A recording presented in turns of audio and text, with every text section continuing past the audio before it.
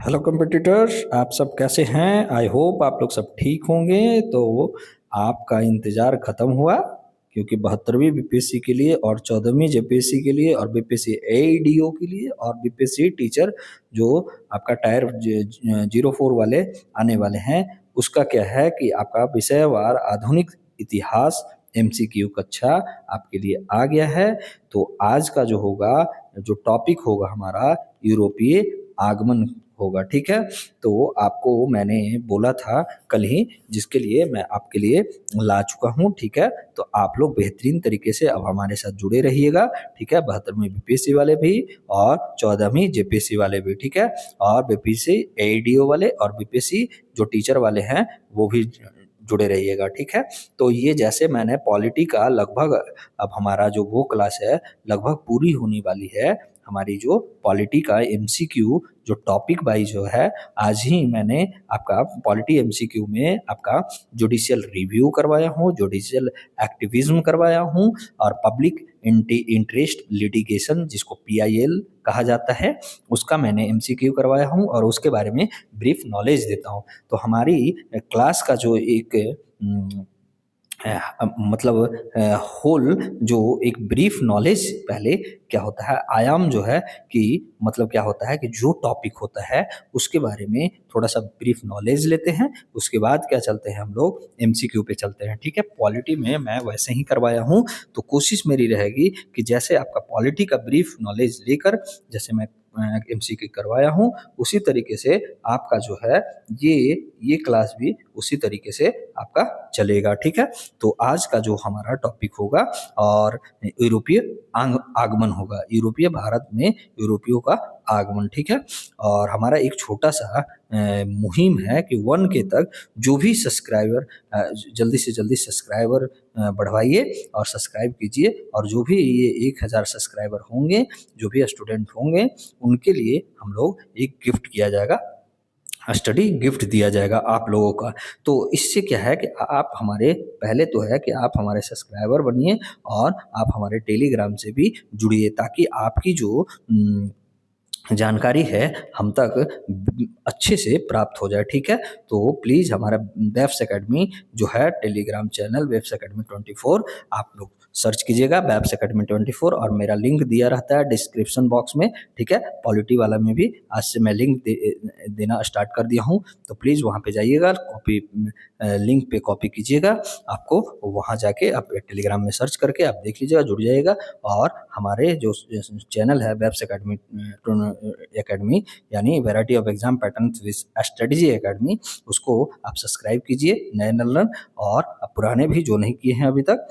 और क्या है कि उसका बेल आइकन जो है उसको दबा के रखिए, ताकि आपको नोटिफिकेशन मिलते रहे, और टेलीग्राम से जुड़े रहिए, आपको वहाँ पे और भी जानकारियाँ प्राप्त होगी। ठीक है, तो ओके, चलते हैं बिना कुछ देर किए हुए। तो आप लोग कैसे हैं? आई होप आप लोग सब ठीक होंगे। तो क्या है, आज का टॉपिक जो है हम लोग स्टार्ट करते हैं। तो देखिए, आपको आज से और भी अलग मजा आएगा। ठीक है, ये हमारा हिस्ट्री का आज से स्टार्ट हो रहा है। ठीक है, तो चलते हैं। क्या है, भारत में यूरोपियों का आगमन, ये हमारा फर्स्ट टॉपिक है। ठीक है, आज का। ठीक है, आज ये हमारा यही टॉपिक रहेगा कि भारत में यूरोपियों का आगमन। तो भारत में यूरोपियों का आगमन जो हुआ था आपका 15वीं शताब्दी, 15वीं शताब्दी मतलब होता है आपका मतलब क्या हो गया, 1401 से लेकर आपका 1499 तक के, इसको क्या बोला जाएगा, आपका 15वीं शताब्दी। ठीक है, तो अंत में हुआ था, यानी लगभग आपका 1498 में, आप लोगों को पता होगा, अगर जिनको नहीं पता है तो 1498 में आपका कौन आया था, वास्को डिगामा आया था। तो ये जो है आपका पहला यूरोपीय कोई आया था। ठीक है, भारत में। ठीक है, इसका मुख्य उद्देश्य क्या था, मसालों का व्यापार करना, नए समुद्री मार्गों को खोजना और बाद में औपनिवेशिक विस्तार करना हुआ था। ठीक है, यह भारतीय इतिहास में आधुनिक काल का क्या क्या माना जाता है, शुरुआत का संकेत माना जाता है। ये याद रखिएगा, आधुनिक शुरुआत यहाँ से नहीं माना हुआ है, आधुनिक काल का शुरुआत का संकेत है। ठीक है, आपको बाद में पता चलेगा कि कहाँ से शुरुआत हुई है हमारी आधुनिक काल की। ओके, इनके आने के पीछे कारण क्या है? तो ये हम लोग थोड़ा-सा देखते हैं। कारण क्या है? भारत के मसाले जो होते हैं ना, जैसे काली मिर्च हो गया, लौंग हो गया, दालचीनी हो गया, यूरोप में बहुत महँगे थे, ठीक है?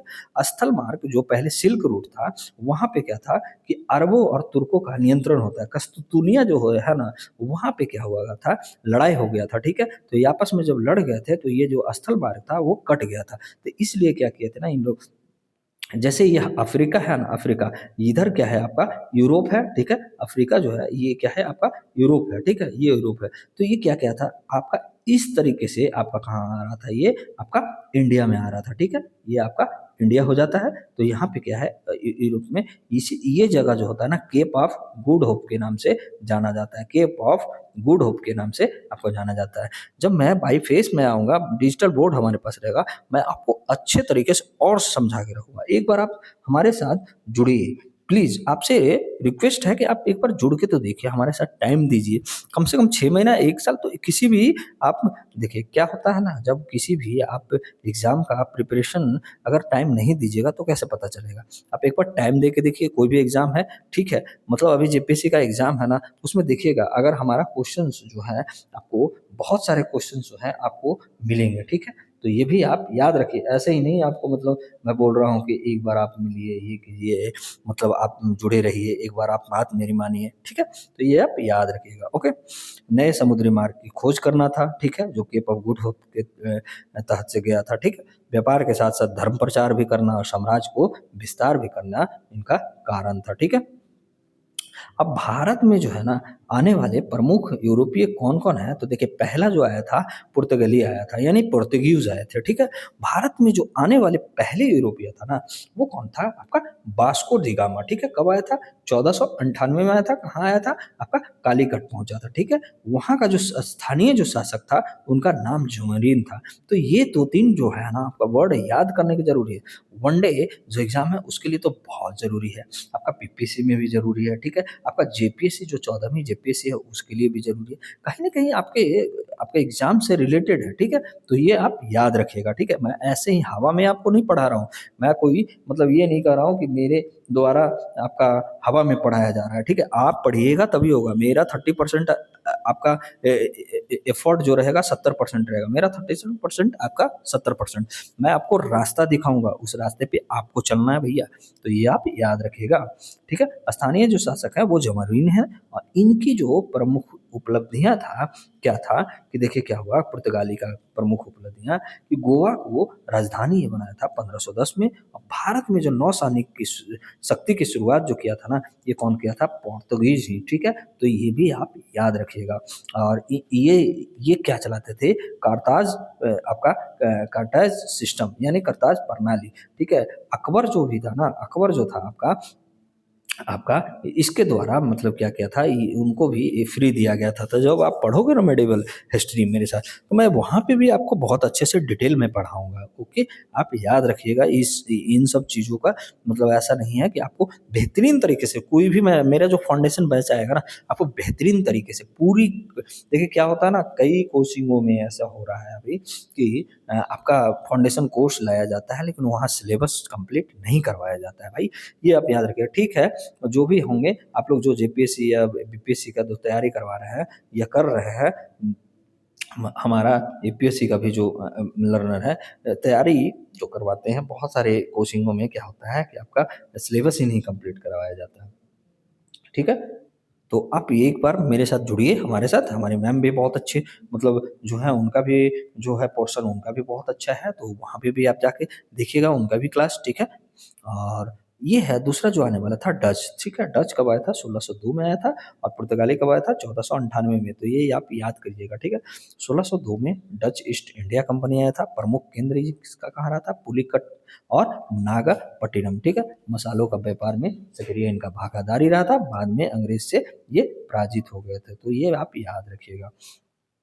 थर्ड जो हमारा आया था आपका, ब्रिटिश आया था, अंग्रेज आया था, जिसको 1600 ईस्वी में ईस्ट इंडिया कंपनी बनाया है इसका, जिसका जेम्स प्रथम से चार्टर लिया था, ठीक है? तो ये भी आप याद रखिएगा। प्रमुख केंद्र क्या था? सूरत, मद्रास, बॉम्बे और कोलकाता, ठीक है, कलकत्ता, ठीक है। तो ये उस समय बॉम्बे था, मुंबई बॉम्बे ही था, ठीक है।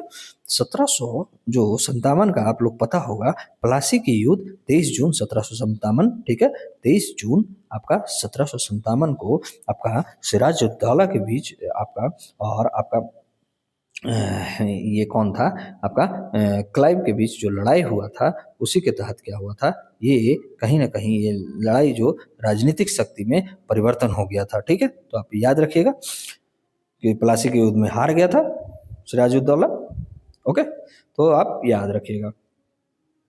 अगला जो है हमारा कौन आया था आपका, फ्रांसीसी यानी फ्रेंच आया था 1664 ईस्वी में। ये क्या किया था आपका, फ्रेंच ईस्ट इंडिया कंपनी आया था। अब प्रमुख केंद्र जो बनाया गया था ये कहाँ बनाया था, पौंडीचेरी और चंद्रनगर में। तो ये भी आप याद रखिएगा।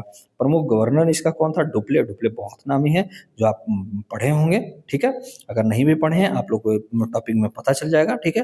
अंग्रेज से कर्नाटक युद्धों में हार गया था, अंग्रेजों से क्या था, कर्नाटक युद्धों में हार गया था। तो ये आप याद रखिएगा। फिर उसके बाद जो आया था, जो लास्ट में आया था आपका डेनिस आया था, डेनिस आया था। छोटे व्यापारिक केंद्र था, प्रमुख स्थल था इसका कहाँ, त्रंबकेवर, ठीक है, जो तमिलनाडु में है। और इसका प्रभाव जो रहा था सीमित ही रहा था, ओके। तो जो मेनली हम लोग को पढ़ना होता है ना, फ्रेंच होता है आपका, पुर्तगाली होता है, ये सब पढ़ना होता है, ठीक है। तो आज हमारा जो अब चैप्टर जो हमारा स्टार्ट हुआ, पहला जो हमारा क्वेश्चन है क्या कर रहा है कि भारत में जो क्या कर रहा है, पहला क्वेश्चन हमारा स्टार्ट हो गया। तो प्लीज आप लोग केयरफुली आप लोग इसको बनाइएगा, ठीक है।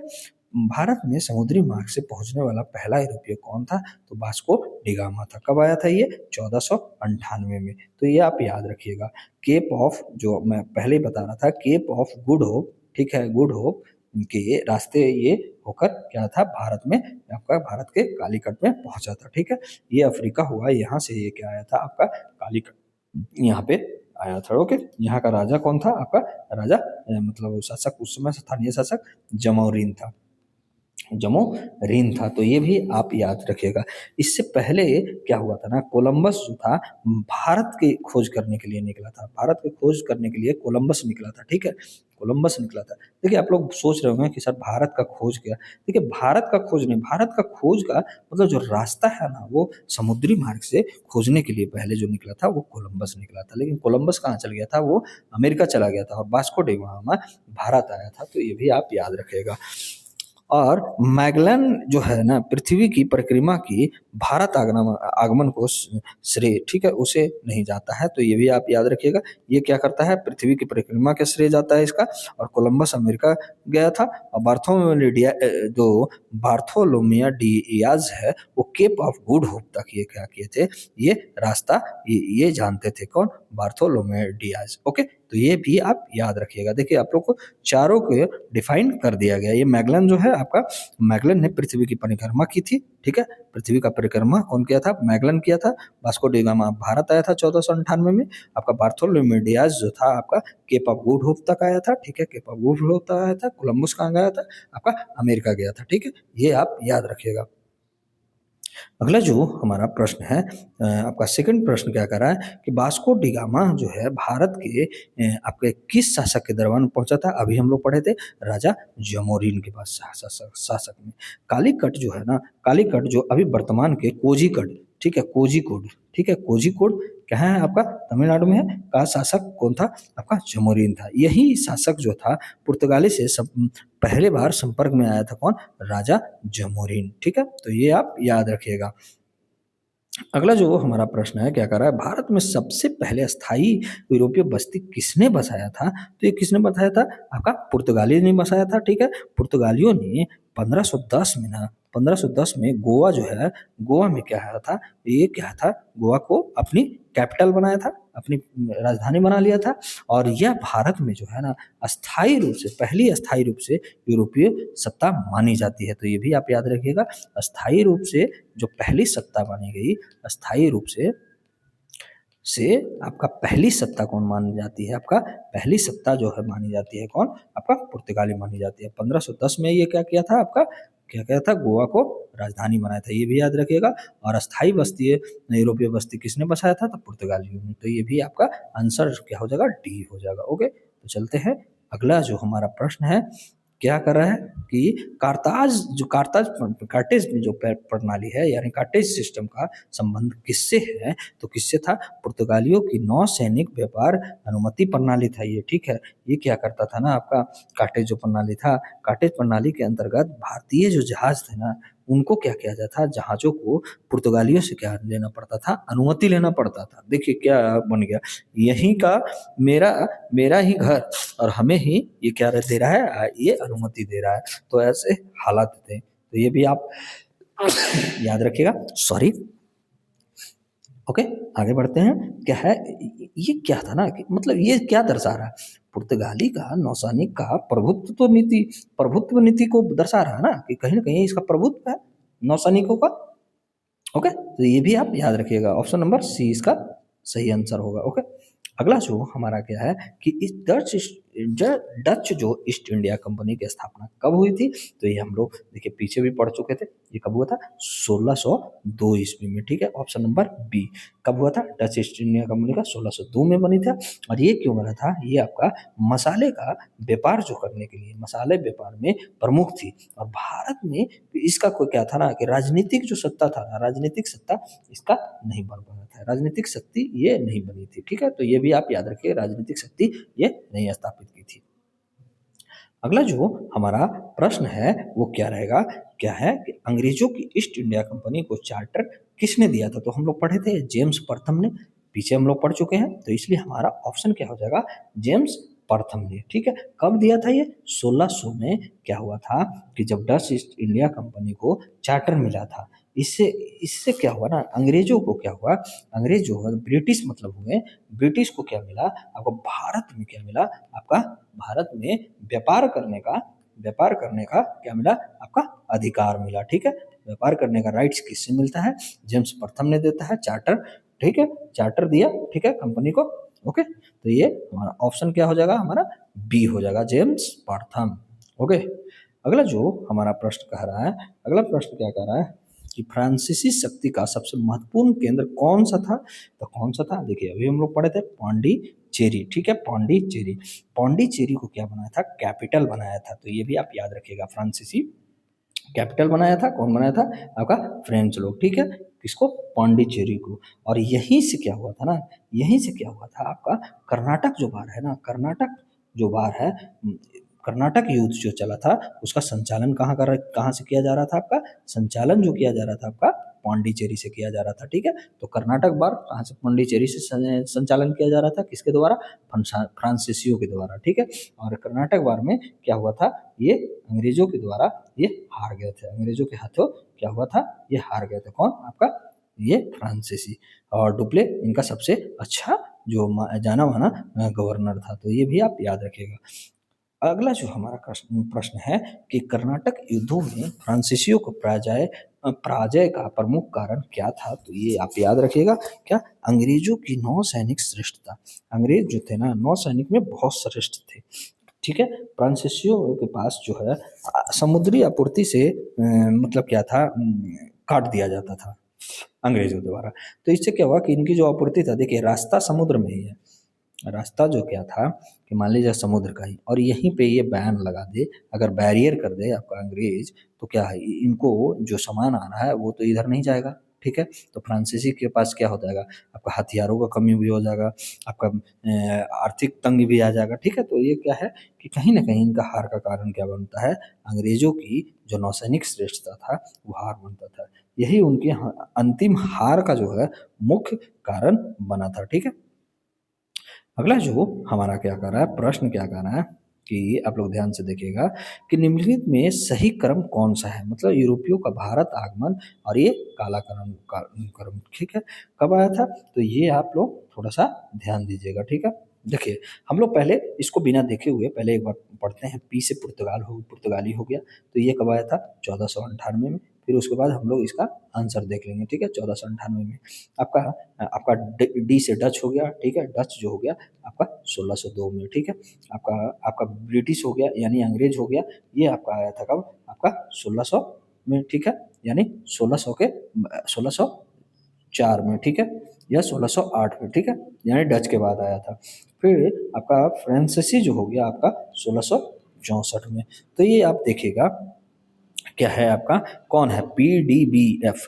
तो हम लोग देखते हैं कि पुर्तगाली, डच, अंग्रेज, फ्रांसीसी, यानी हमारा ऑप्शन जो हो जाएगा, आप लोग ये याद रखिएगा ऑप्शन पुर्तगाली, पुर्तगाली आया, फिर डच आया 1498 में आया, डच आपका 1602 में आया, अंग्रेज आपका क्या पाया 1604 या 1608 में आया है, फ्रांसीसी जो आया आपका 1664 में आया है। तो ये भी आप याद रखिएगा। अगला जो हमारा प्रश्न है, तो कौन सा है, क्या प्रश्न कह रहा है, अब चलते हैं हम लोग अगले प्रश्न पे। तो क्या कह रहा है कि यूरोपियों के भारत आगमन का सबसे दीर्घकालिक प्रभाव क्या था। क्या पढ़ा यूरोपियों का दीर्घकालिक प्रभाव, तो ये क्या किया आपका ऑप्शन जो हो जाएगा सी हो जाएगा, औपनिवेशिक शासन की स्थापना किया। ठीक है, तो इससे क्या हुआ कि देखिए क्या हुआ, शुरुआत में तो ये व्यापार किया, ठीक है, व्यापार करने के लिए आया, ठीक है, व्यापार से हुई शुरुआत, इसका व्यापार से हुआ, अंत कहाँ हुआ, अंततः ये कहाँ गया, ब्रिटिश जो है औपनिवेशिक शासन स्थापित हुआ। यही भारत का भारत मतलब जो है भारत के लिए जो है क्या है कि आधुनिक इतिहास का ना निर्णायक मोड़ माना जाता है, मोड़ है। तो ये आप याद रखिएगा कि कौन सा हमारा ऑप्शन हो जाएगा, ये ऑप्शन हो जाएगा आपका, ऑप्शन नंबर सी हो जाएगा। ओके, आगे चलते हैं हम लोग। अगला जो हमारा प्रश्न कह रहा है, अगला प्रश्न जो हमारा है क्या है कि भारत में पुर्तगालियों की राजधानी गोवा किस शासक से जीत कर बनाई गई थी। तो ये आप लोग बताइए कौन सा शासक से जीता गया था। तो ये हमारा जो है ऑप्शन नंबर सी हो जाएगा, आदिल शाही शासक। ठीक है, आदिल शाही जो शासक थे उनसे ये जीत कर बनाया गया था, यानी ऑप्शन नंबर सी। 1500 कब जीता था, 1510 में जीता था। और ये क्या किया था, गोवा को बीजापुर के ये शासक थे। ठीक है, कहाँ के शासक थे, बीजापुर के। ठीक है, तो ये भी आप नोट कर लीजिएगा, अगर जो भी नोट करते होंगे, बीजापुर के शासक थे। ठीक है, इनसे क्या हुआ था, गोवा जीता गया था। कब आपका आपका 1510 में। कौन जीता था, पुर्तगाली द्वारा जीता गया था। ठीक है, पुर्तगालियों द्वारा दिया गया था। और गोवा को राजधानी भी इसके बाद ही बनाया गया था, यानी कैपिटल बनाया गया था किसके द्वारा, आपका पुर्तगालियों के द्वारा। ओके, तो ये ऑप्शन क्या हो जाएगा हमारा, सी हो जाएगा। अगला जो हमारा प्रश्न है क्या कह रहा है, अगला प्रश्न क्या कह रहा है वो हम लोग देखते हैं कि भारत में अंग्रेज का पहला व्यापारिक कारखाना है कहाँ स्थापित हुआ था।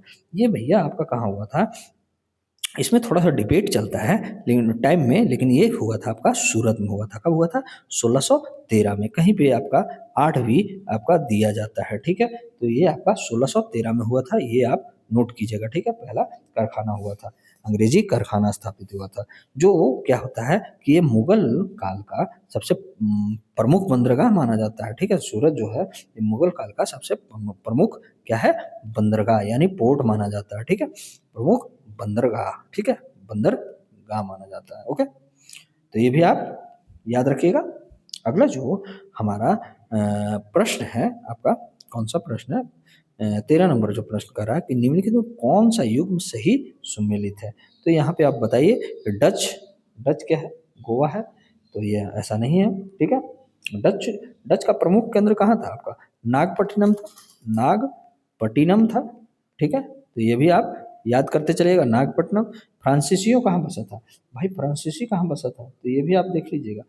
ये क्या है आपका डच का, यहाँ गोवा नहीं है, तो यानी कैंसिल होगा। फ्रांसीसी जो है सही सुमेलित है, फ्रांसीसी सूरत नहीं था, अंग्रेजी पुलकट नहीं था, डच जो था आपका नागपट्टिनम, यानी हमारा जो ऑप्शन नंबर डी है यही सही होगा। गोवा कहाँ था, गोवा जो आपका पुर्तगाली का गोवा था और अंग्रेजों का कहाँ था, सूरत था। तो ये आपका कहीं ना कहीं गलत ये कर दिया है। ठीक है, तो ये आप याद रखिएगा। अगला जो हमारा प्रश्न है कि कर्नाटक युद्धों के समय फ्रांसीसियों का सबसे प्रभावशाली जो गवर्नर कौन था। तो कौन था कर्नाटक युद्धों के समय, तो ये डुप्ले था।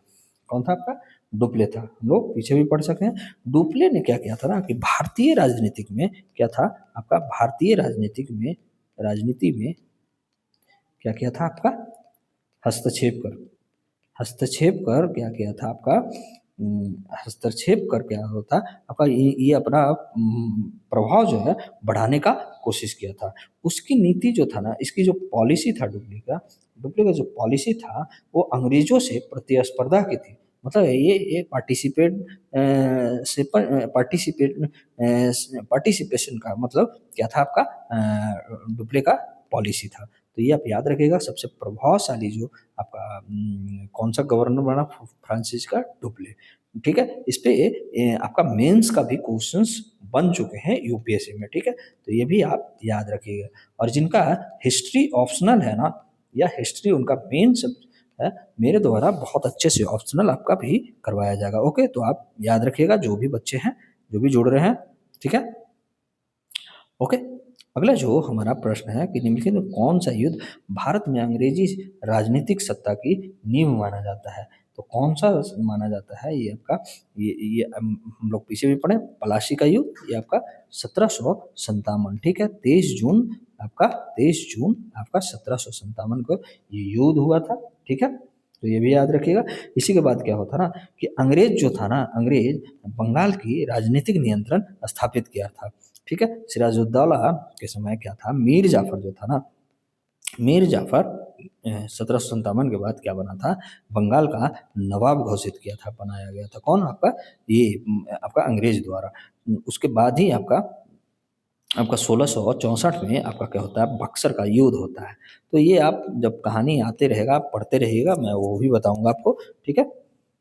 अगला जो हम लोग चलते हैं, अगला जो हमारा प्रश्न है क्या कह रहा है, अगला हमारा प्रश्न कह रहा है कि डेनिश जो है शक्ति का भारत में प्रमुख केंद्र कौन सा रहा था। देखिए हम लोग पीछे भी पढ़े हैं, डेनिश का कहाँ था, ये त्रंबकेवार में था, त्रावणकेवार में था, मतलब ये तमिलनाडु में था, ठीक है। ये क्या था, डेनमार्क जो था ना, डेनिश को डेनमार्क ही बोला जाता है, तो डेनमार्क का व्यापारिक प्रमुख केंद्र था। डेनिश का जो प्रभाव रहा था ना, वो सीमित रहा था, हम लोग पीछे भी पढ़े, और अल्पकालिक रहा था, ज़्यादा टाइम के लिए ये नहीं था। तो ये भी आप याद रखिएगा।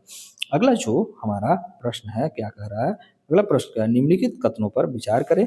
पुर्तगाली भारत में पहले आए लेकिन अंतिम रूप से सफल नहीं हुए।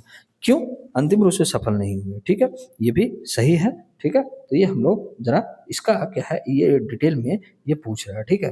तो ये हम लोग थोड़ा सा देखते हैं, ठीक है। तो ये बात सही है पहला, ठीक है। दूसरा क्या हमारा बात बोल रहा है आपका, दूसरा जो हमारा क्या बोल रहा है कि डचों ने भारत में राजनीतिक साम्राज्य स्थापित किया। तो डच हमारा ऐसा नहीं था, तो यानी दूसरा हमारा कथन गलत है। अंग्रेज ने व्यापार से शासन की ओर संक्रमण किया, तो ये भी बात सही है, यानी थर्ड भी हमारा सही है।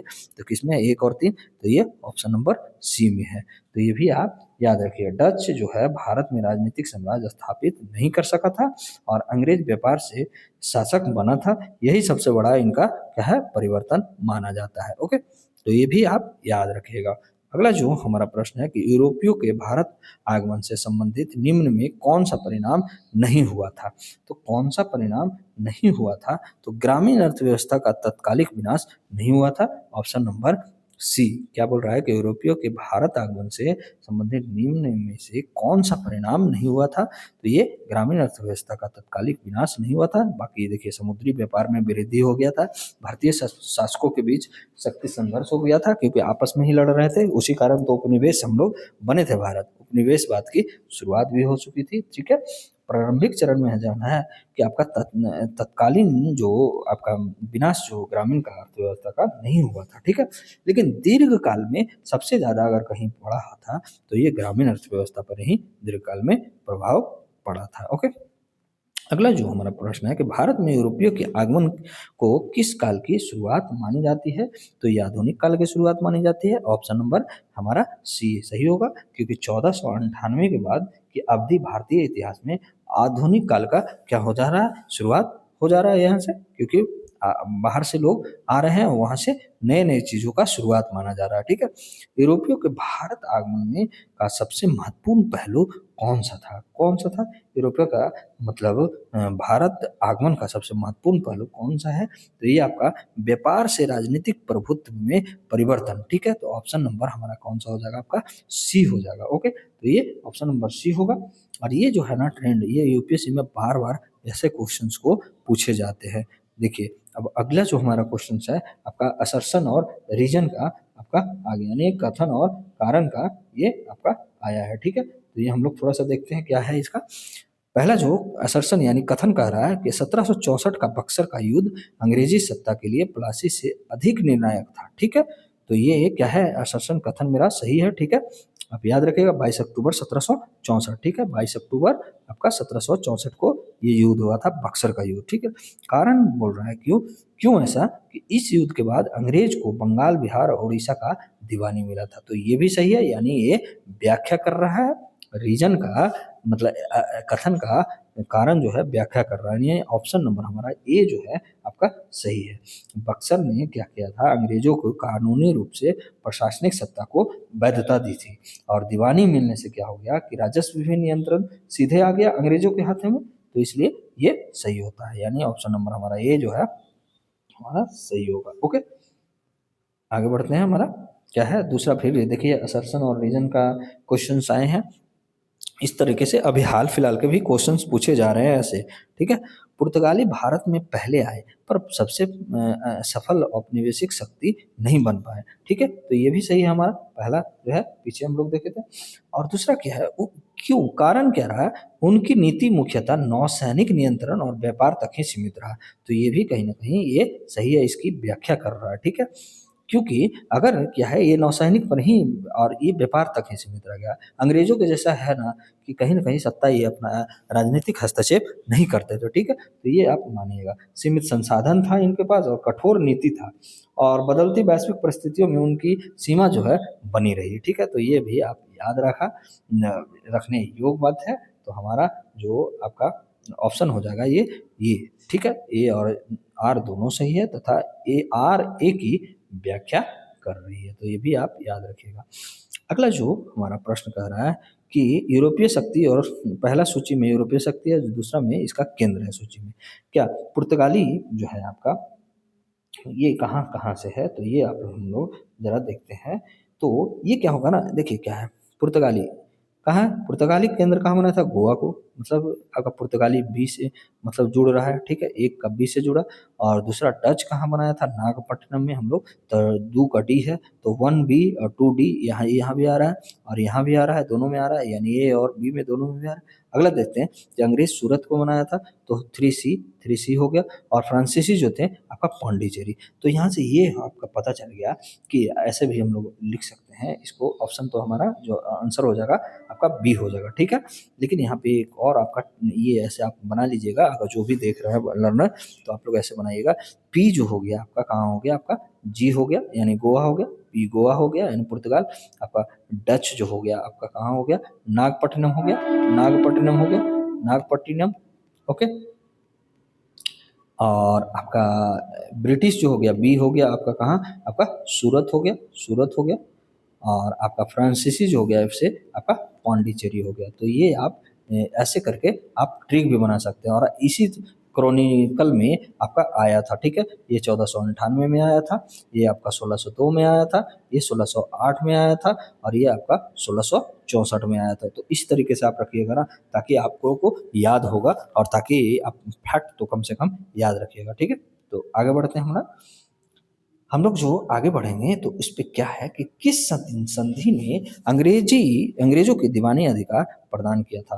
तो ये भी बहुत ही चर्चित था, ये क्वेश्चन अभी भी पूछा जा सकता है, किस संधि ने, तो ये इलाहाबाद की संधि ने। तो ऑप्शन नंबर हमारा ए होगा। ये इलाहाबाद की संधि हुआ था कब, तो 1700 आपका 65 में हुआ था इलाहाबाद के संधि, ठीक है। तो ये भी बक्सर युद्ध जब हो गया था ना, बक्सर युद्ध जैसे ही खत्म हुआ, तो ये इलाहाबाद का संधि करवाया गया था, तो ये भी आप याद रखिएगा। अगला जो हमारा प्रश्न कह रहा है, क्या कह रहा है कि निम्न में से अंग्रेज की सफलता का सबसे महत्वपूर्ण कारण कौन सा था। तो कौन सा था ये हम लोग देखते हैं। देखिए क्या है ना कि इसके पास क्या था, मजबूत नौसेना और बेहतर क्या था, संगठन था। तो इससे क्या हुआ ना कि समुद्री प्रभुत्व ये बना लिया, और कंपनी की जो स्ट्रक्चर है वो भी इसके लिए मायने रखा, जिससे क्या हुआ कि निर्णायक जो बढ़त बना लिया। और भी जो यूरोपीय है ना, जैसे आपका पुर्तगाली आए, डच आए, फ्रांसीसी आए, डेनिश आए, उनसे ये बेहतर संगठन, बेहतर मजबूत नौसेना इनके पास था। ओके, अगला जो हमारा प्रश्न कह रहा है कि निम्न कथनों पर विचार कीजिए, करें क्या है। पहला जो कथन क्या कह रहा है कि फ्रांसीसी भारत में केंद्रीकृत प्रशासन खड़ा करने में असफल रहा था, क्या ऐसा हुआ था। तो ये भी आप याद रखिएगा, ऐसा ये सही था। अंग्रेजों ने भारतीय शक्ति संतुलन का लाभ उठाया, तो ये भी कहीं ना कहीं सही है। डचों का ध्यान भारत से अधिक इंडोनेशिया पर था, तो ये भी कहीं ना कहीं सही है। तीनों कथन जो है हमारे लिए सही है, तो ऑप्शन नंबर हमारा सी जो है 1, 2, 3 तीनों सही है। ओके। अगला जो हमारा प्रश्न है आपका, चलते हैं, क्या बोल रहा है कि किस युद्ध ने फ्रांसीसी राजनीतिक महत्व को निर्णायक रूप से समाप्त किया था? तो किस युद्ध ने किया था? तो ये हम लोग पीछे से पढ़ते आ रहे हैं कि पांडीवास को जो युद्ध हुआ था ना 1760 में जो हुआ था, उसी के तहत ना बाद में क्या होता, फ्रांसीसी शक्ति सीमित रह गया था और ये क्या बना था, निर्णायक रूप से ये समाप्त हो गया था इनका राजनीतिक महत्व, किनका, प्रशासन फ्रांसीसी का। अगला जो है प्रश्न क्या कर रहा है कि आपका अंग्रेजों की ईस्ट इंडिया कंपनी के प्रारंभिक विस्तार में किस व्यक्ति की भूमिका प्रमुख रही? तो ये भी आप लोग बताइएगा। तो ये कौन था आपका, रॉबर्ट क्लाइव। ठीक है, रॉबर्ट क्लाइव। प्लासी प्लासी का जो युद्ध है ना, उसके बाद की राजनीति में क्लाइव केंद्रीय व्यक्तित्व बन गया था। एकमात्र ये पता है, ये क्लर्क था। ठीक है, ये क्लर्क था, इतना चालाक था ना, ये चतुर चालाक था कि ये कहाँ बन गया, गवर्नर भी बन के आया। ठीक है, देखिए एक क्लर्क होकर अगर आपके पास एबिलिटी है ना, तो आप कुछ भी कर सकते हैं। तो इसके पास एबिलिटी था भैया उस टाइम। ठीक है, तो ये भी आप याद रखिएगा।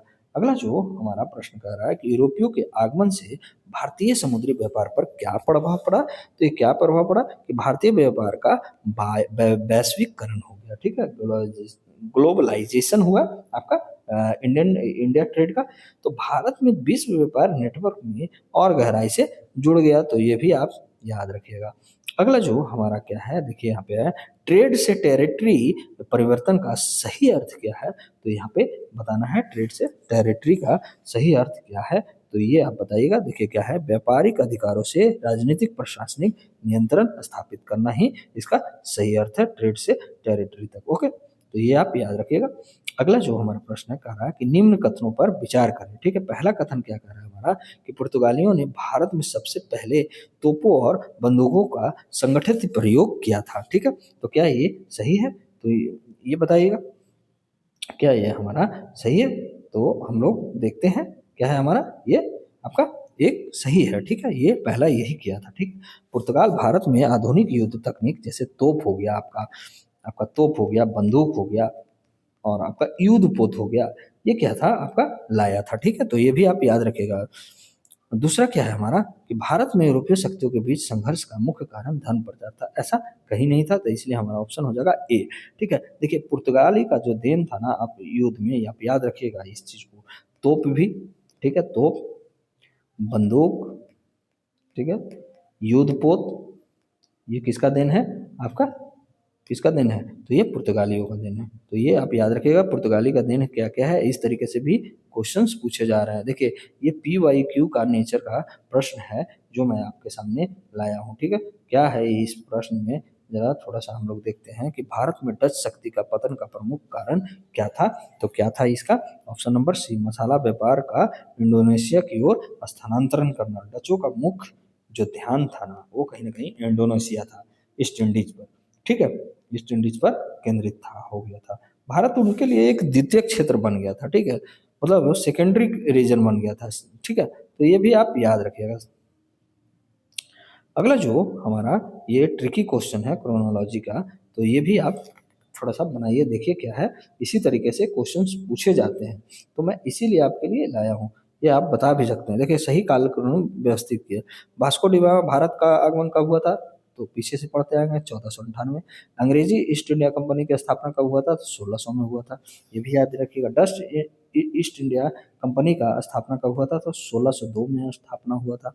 ये भी याद रखिएगा। ठीक है, 1602 में हुआ था। अब फ्रांसीसी ईस्ट इंडिया कंपनी का स्थापना जो हुआ था 1664 में हुआ था। तो हमारा क्रोनोलॉजी क्या हो जाएगा आपका? तो ये देखिए, एक एक दो तीन चार, एक दो तीन चार किस में है? तो ऑप्शन नंबर आपका किस में, सॉरी, एक दो तीन चार, ये यहाँ पे ये थोड़ा सा ऑप्शन जो था ना मेरा यहाँ पे, ये आपका गलती हो गया था। ठीक है, यहाँ पे 4 होगा, यहाँ पे 3 होगा, इसलिए ऑप्शन नंबर हमारा बी सही है। ठीक है, तो आप लोग याद रखिएगा, 1 2 3 4, मतलब कंटिन्यू ऐसा रहेगा। ओके, हो जाता है, ये बनाने में थोड़ा सा दिक्कत हो गई है, तो ये भी आप लोग थोड़ा सा मैनेज करिएगा। अभी हम लोग के पास थोड़ा सा नहीं है, थोड़ा इंफ्रास्ट्रक्चर की कमी है, लेकिन आप लोग को बेहद हम लोग बहुत अच्छे कंटेंट दे रहे हैं भैया। आप लोग एक बार थोड़ा संयम बना के रखें। संयम बना के रखिएगा तभी आप लोगों को कुछ प्राप्त भी होगा। कोई भी संयम नहीं बनाएगा उसको क्या प्राप्त होगा भैया, ये भी सोचिए। ठीक है, देखिए युद्ध, संधि और सूची, इसका महत्व क्या है। देखिए प्लासी, ठीक है, प्लासी का जो है आपका ये क्या है जगह आपका, क्या है कि प्लासी में बंगाल पर नियंत्रण हुआ। ठीक है, बक्सर में आपको क्या हुआ, दीवानी अधिकार मिला।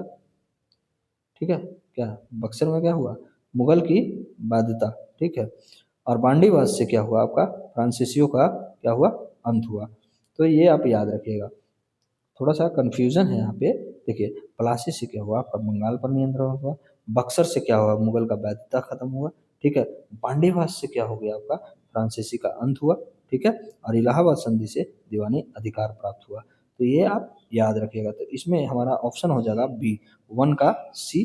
ठीक है, वन का सी हो जाएगा। ठीक है, 1757 में, तो ये भी आप याद रखिएगा। और बक्सर मुगल वैधता 1764।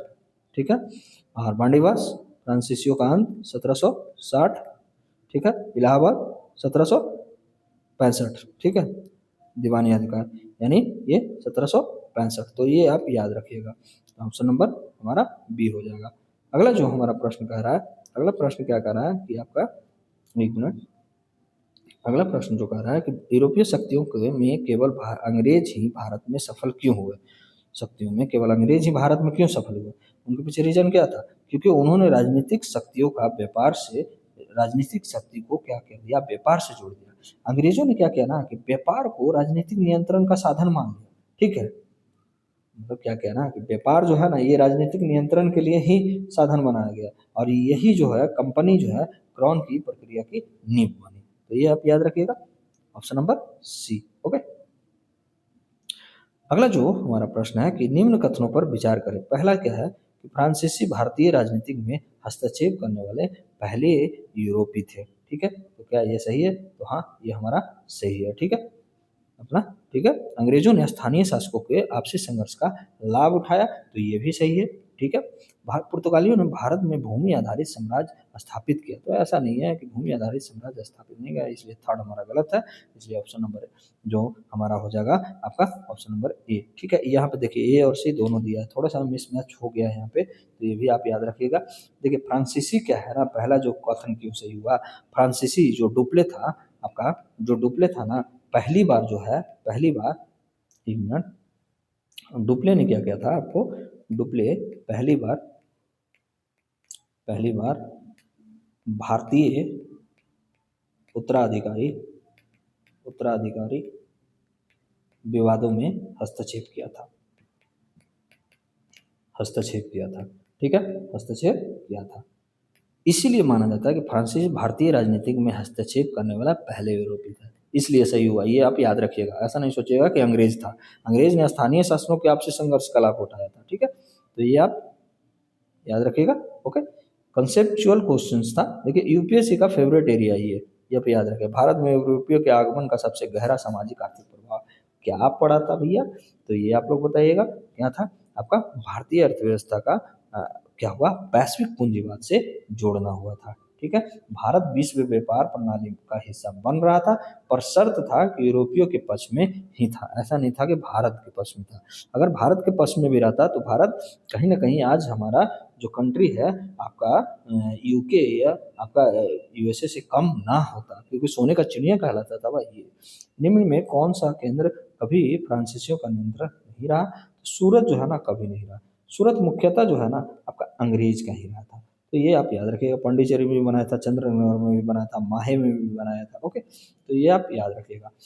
अगला जो प्रश्न है आपका, यूरोपियों के आगमन को आधुनिक भारत की शुरुआत क्यों माना जाता है, क्योंकि ये माना जाता है, इसके पीछे रीजन है औपनिवेशिक पूंजीवाद और वैश्विक संपर्क के कारण माना जाता है। आधुनिकता का अर्थ यहाँ पे है ना कि औपनिवेशिक आधुनिकता से है। ठीक है, आधुनिकता का जो अर्थ है वो कोनेलियन जो मॉडर्नाइजेशन है उससे है, तो ये आप याद रखिएगा। अगला और हमारा जो लास्ट प्रश्न है वो आज का ये है, क्या है आपका कि क्या बोल रहा है कि निम्न में कौन सा युग में सही सुमेलित नहीं है, तो ये देखिए डच है, अंग्रेज नहीं था यहाँ पे, डच था। ठीक है, पुर्तगाली गोवा था, डच पुलिकट भी था, और फ्रांसीसी पांडिचेरी था। तो ये आप याद रखिएगा। नागपट्टिनम डच्चों का प्रमुख केंद्र था, अंग्रेजों का नहीं, अंग्रेजों का सूरत था। ठीक है, तो ये आप याद रखिएगा। आपको आज का क्लास जो है ना, ये पहली जो क्लास है हमारा हिस्ट्री का, वो आपको कैसा लगा प्लीज़ हमें कमेंट बॉक्स में ज़रूर बताइएगा। इसमें और भी कुछ क्या आप लोग को और भी कुछ चाहिए तो आप ज़रूर हमें कमेंट करके ज़रूर बताइएगा। और आज के लिए बस इतना ही। पॉलिटी का भी मैं करवा चुका हूँ, तो आप ज़रूर जाकर देखिएगा। द हिंदू मेरा डेली चल रहा है, तो वो भी देखिएगा। ठीक है, आज के लिए बस इतना ही। जय हिंद, जय भारत।